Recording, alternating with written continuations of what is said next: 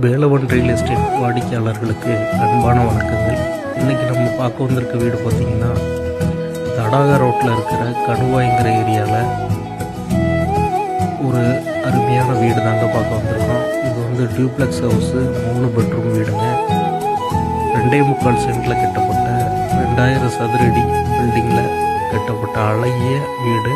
Full interior work பண்ணியிருக்காங்க. இது filters கட்டின வீடுங்க. ஸோ இந்த வீடு பார்த்திங்கனால உங்களுக்கு ரொம்ப பிடிக்கும்.